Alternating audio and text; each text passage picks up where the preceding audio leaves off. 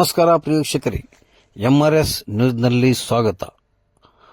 ವಾರ್ತಾ ಮತ್ತು ಸಾರ್ವಜನಿಕ ಸಂಪರ್ಕ ಇಲಾಖೆ ಹಾಗೂ ಸಮೂಹ ಸಂವಹನ ಮತ್ತು ಪತ್ರಿಕೋದ್ಯಮ ವಿಭಾಗದ ಸಂಯುಕ್ತಾಶ್ರಯದಲ್ಲಿ ಧಾರವಾಡದ ಕರ್ನಾಟಕ ವಿಶ್ವವಿದ್ಯಾಲಯದಲ್ಲಿ ಆಯೋಜಿಸಿದ್ದ ಮಾಧ್ಯಮ ಉತ್ಸವ ನಡೆದ ವಿವಿಧ ಮಾಧ್ಯಮ ಸ್ಪರ್ಧೆಗಳಲ್ಲಿ ಕನ್ನಡ ಜಾನಪದ ವಿಶ್ವವಿದ್ಯಾಲಯ ಶಿಗ್ಗಾಂವನ ವಿದ್ಯಾರ್ಥಿಯಾದಂತಹ ಶ್ರೀ ಸಂಗನಗೌಡ ಹೂವನ್ನವರ್ ಅವರ ವಾಕ್ತೃ ಮತ್ತು ಪಿಟಿಸಿ ಅಪರಾಧ ಸನ್ನಿವೇಶ ವರದಿಗಾರಿಕೆ ವಿಭಾಗದಲ್ಲಿ ದ್ವಿತೀಯ ಸ್ಥಾನ ಪಡೆದು ಸಾಧನೆ ಮಾಡಿದ್ದಾರೆ. ಸ್ಪರ್ಧೆಯಲ್ಲಿ ಸಾಧನೆ ಮಾಡಿದ ಅವರಿಗೆ ವೈಯಕ್ತಿಕ ವಿಭಾಗದಲ್ಲಿ ದ್ವಿತೀಯ ಬಹುಮಾನ ನೀಡಿ ಗೌರವಿಸಲಾಯಿತು.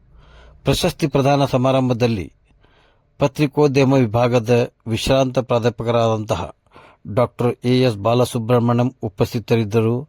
ಮುಖ್ಯ ಅತಿಥಿಗಳಾಗಿ ಕರ್ನಾಟಕ ವಿಶ್ವವಿದ್ಯಾಲಯ ಧಾರವಾಡದ ಕುಲಸಚಿವರು ಆಡಳಿತ ಡಾ ಶಂಕರಪ್ಪ ವಣಿಕ್ಯಾಳ್ ಭಾಗವಹಿಸಿ ವಿಜೇತರಿಗೆ ಪ್ರಶಸ್ತಿ ಪ್ರದಾನ ಮಾಡಿದರು.